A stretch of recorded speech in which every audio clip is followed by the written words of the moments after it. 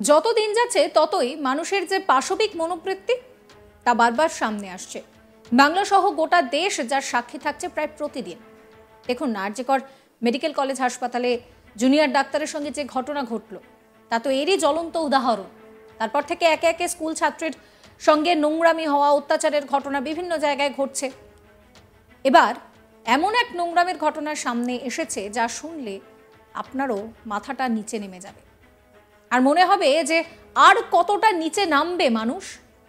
Class চলাকালীন ছাত্রদের সঙ্গে খারাপ আচরণ, অশ্লীল অঙ্গভঙ্গি, খারাপভাবে স্পর্শ করার ঘটনা তো ঘটছিলই। এবার রাতেও ছাত্রদের ফোন করে অশ্লীল মেসেজ পাঠানো শুরু হয়েছে। আর এই ঘটনায় কাঠগড়ায় স্কুলের শিক্ষক, 3 শিক্ষকের বিরুদ্ধে অভিযোগ। তাদের বিরুদ্ধে ওঠা এই অভিযোগকে কেন্দ্র করে অভিভাবকরা বিক্ষোভ দেখালে উত্তাল শুরু হয় স্কুলে। কি ভয়াবহ পরিস্থিতি একবার ভাবুন তো। মানুষ তৈরি করা যাদের কাজ, যারা মানুষ তৈরির কারিগর, তারাই কিনা সন্তানতুল্য ছাত্রদের ফোনে এই ধরনের অশ্লীল মেসেজ পাঠাচ্ছেন।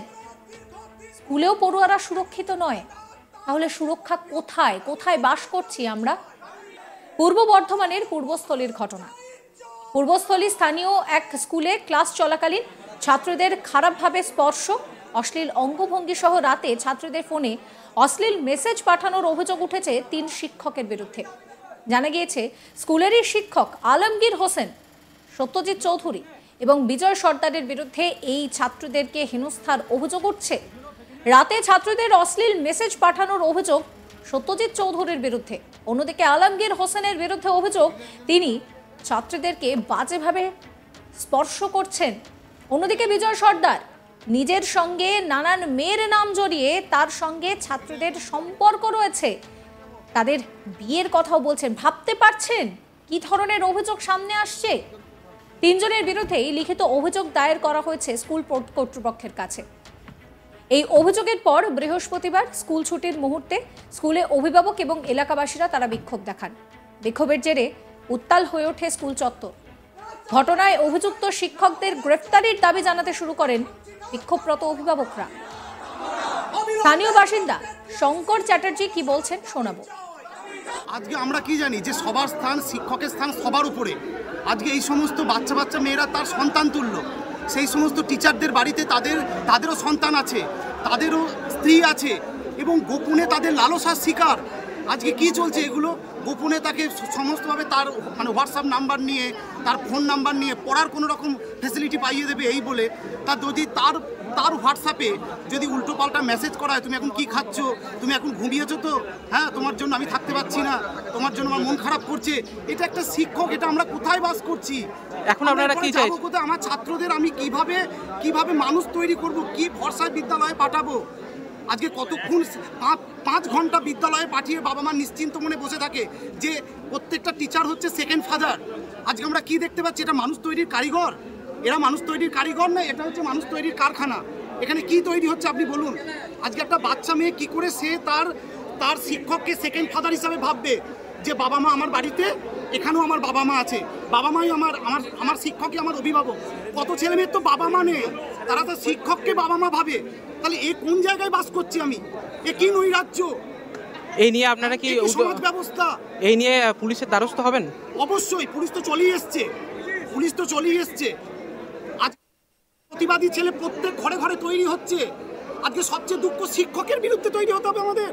শিক্ষক, হ্যাঁ, আমরা শিক্ষককে ভগবান তুল্য বলি। কজন শিক্ষকের বিরুদ্ধে অভিযোগ মূলত? এখানে আপাতত 3 জন শিক্ষক মনে আছেন, 3 জন কি 2 জন আছেন আর কি। ওই 2 জন আছেন, আলমগীর সাহেব। হ্যাঁ, আমি সবচেয়ে উনাকে শ্রদ্ধা করি এই কারণে যে উনি 5 ওয়াক্ত নামাজ পড়েন। উনি এখানে স্কুল চলাকালীন উনি মাদ্রাসায় প্রতি শুক্রবারে জুম্মা নামাজে উনি কিন্তু এখানে উনার যেটা উপাসনা আর কি সেগুলো করতে যান। উনি প্রচণ্ড ধার্মিক মানুষ। উনার কাছ থেকে আমি এটা একবারে আশা করিনি। আর সত্যজিৎ বাবুকেও বলি, আপনার তো সন্তান আছে, আপনার। অভিযুক্ত শিক্ষক বিজয় সর্দার তার বিরুদ্ধে ওঠা যে অভিযোগ তা অস্বীকার করেছেন। এই বিষয়ে অভিযুক্ত শিক্ষক বিজয় সর্দার কি বলছেন শুনুন।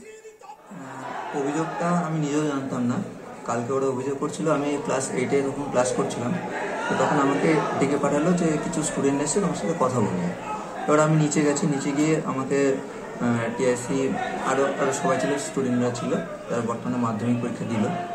তো তারা হচ্ছে তাদের যে দরখাস্তটা দেখলাম, সেখানে দেখলাম যে দুজনের নাম আছে, আলমগীর আর হচ্ছে সত্যিদার, এদের নাম আছে। আপনারও নাম আছে? এবার সেক্ষেত্রে দেখলাম আমারও নাম আছে। ওদের সাথে দেখলাম যে ওখানে লেখা রয়েছে যে ভিডিও কল এবং ওরা মেসেজ করে। তো আমি তো কারোর সাথে এরকমভাবে কোনোদিন কল বা মেসেজ কথা বলি না। তো সেক্ষেত্রে আমি তখন শুনতে চাইলাম। তো ওরা বললো যে স্যার আমি সেটা বলতে পারছি না যে কেন নামটা লিখেছে। তো একটা ছাত্রী বললো যে এরকম আমার বিরুদ্ধে শুনেছি যে আপনি নাকি আমাকে ভালোবাসেন বা এরকম ধরনের কিছু। আমি বললাম কে বলেছে? তো বলেছে যে এটা হচ্ছে অমুক দাদা বলেছে। আমি সেই দাদার সাথে কথা বলেছি, ওদের সাথে যে ওদের যে প্রাইভেট টিউটার, তো ওর সাথে কথা বলেছিল। আমাকে ফোন করেছিল সন্ধ্যেবেলা, বললো যে স্যার আমি এই বিষয়ে কিছু জানি না, ওরা বলছিল যে আপনার বিরুদ্ধে নামটা লিখে দিতে, তো এইভাবে লিখেছে। আসলে আমি এদের মধ্যে জড়িত না। এবার জানি না কেন এইভাবে ওরা নামটা এভাবে করেছে। আপনার বিরুদ্ধে যে অভিযোগ উঠছে সেই অভিযোগ তাহলে বলছেন আমি ওদের বলেছি যে আমাকে যদি মনে হয় যে আমি তোকে এই ধরনের কথা বলি, তাহলে পরে তুই আমার বিরুদ্ধে কোনো প্রমাণ দেখা। তো সেটা বলেছে যে প্রমাণ তো নেই, আমি এরকম অমুক দাদা আমাকে বলেছে, কিন্তু আমি যে কোনো SMS বা চ্যাটিং বা কল করা এইগুলো আমার বিরুদ্ধে অভিযোগ আসেনি। আমাকে এসছে যে আমি এবং ব্যাড টাচেরও অভিযোগ এসছে আপনার বিরুদ্ধে? না, এটা আমার বিরুদ্ধে আসেনি। এটা যে আরেকজন আছে তাদেরকে বলেছে, তার সাথে কথা বলতে হবে। আপনি কি বিবাহিত? আমি বিবাহিত। এই প্রসঙ্গে স্কুলের টিআইসি নিরঞ্জন মণ্ডল তিনি বলেন যে স্কুলের ছাত্রছাত্রীদের তরফে একটি অভিযোগ জমা পড়েছিল, সেই অভিযোগটি পূর্বস্থলী থানায় পুলিশের কাছে ফরওয়ার্ড করা হয়েছে। তারা আইন অনুযায়ী ব্যবস্থা নেবেন। টিআইসি নিরঞ্জন মণ্ডল কি বলছেন শোনাবো। গতকাল আমি আমার ছেলেমেয়েদের কাছ থেকে এই অভিযোগটা পেয়েছিলাম।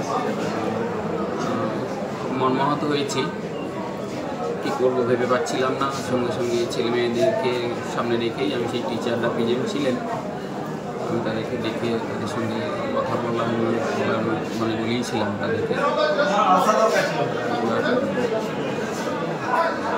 সেই পরিপ্রেক্ষিতে আমি সঙ্গে সঙ্গে আমার এমসিকে জানাই। আমার প্রেসিডেন্ট সাহেব আমার পাশে আছেন।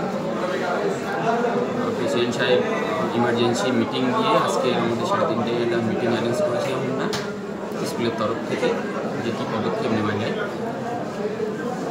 আমি ফোন মারফত আমার এসআই সাহেবকে জানিয়েছিলাম ব্যাপারটা, আমার উদ্যোতনে উনিও এসছেন। আজকে ডিএসআর হয়েছে যে অভিযোগ, সেই অভিযোগপত্রটি আমরা থানার হাতে তুলে দিয়েছি। থানাকে কল করেছি, পুলিশকে থানার হাতে তুলে দিয়েছি।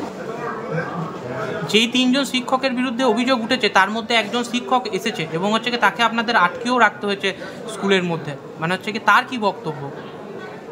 সেভাবে তার সঙ্গে কথা আমার বলা হয়। ভাবতে পারছেন কোন সমাজে আমরা বাস করছি?